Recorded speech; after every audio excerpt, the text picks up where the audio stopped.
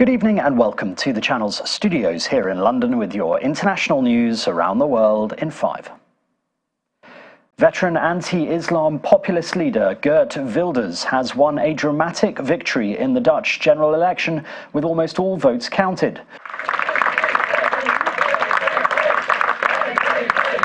Wilders was welcomed with cheers and champagne by his party members as he arrived in his office in the Dutch parliamentary building. And here the far-right populist leader celebrating the moment the exit polls came out. 35! 35 zetels! His win has shaken Dutch politics and it will send a shock across Europe too. But to fulfill his pledge to be a prime minister for everyone, he will have to persuade other parties to join him in a coalition, whose target is 76 seats in the 150-seat parliament. It's an earthquake. You can call it an earthquake. Nobody expected this result. PVV, which more or less is a radical populist outlier in Dutch politics, becoming the biggest party, prime minister's party perhaps even, that was really not expected by anyone. Not even by Geert Wilders, the potential prime minister himself. Israeli government sources claim that Hamas has made additional demands to a deal to release hostages, though it's not clear what those demands are. As part of the agreement, 50 Israeli hostages are due to be freed by Hamas and 150 Palestinian detainees released by Israel, along with a 4-day temporary pause in fighting. However, that 4-day pause, which was due to start on Thursday morning, has been delayed. Israel said its aerial strikes hit 300 Hamas targets in the past day, including tunnels and weapons sites. Meanwhile, the new British Foreign Secretary David Cameron has visited Kibbutz Be'eri along with the Israeli Foreign Minister Eli Cohen. Along with visiting one of the scenes of the October the 7th attack, during Cameron's visit to the region, he is expected to meet Israeli and Palestinian leaders.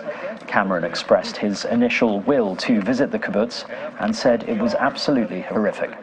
Well, can I thank you, Eli Cohen, Minister Cohen, for welcoming me here today and for hosting me.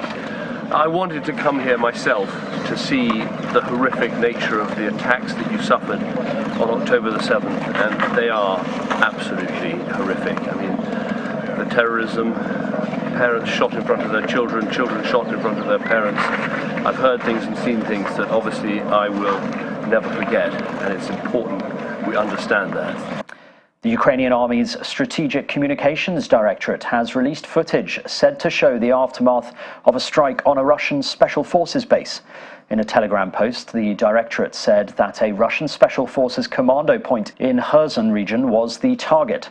Pro-Russian bloggers said Russian forces had been harrying Ukrainian forces near marshes on the eastern bank upriver from the city of Kherson. The operation to rescue 41 workers trapped inside a tunnel in India's Uttarakhand state has resumed after hitting a snag. They hope to free the workers in the next few hours if things go according to plan.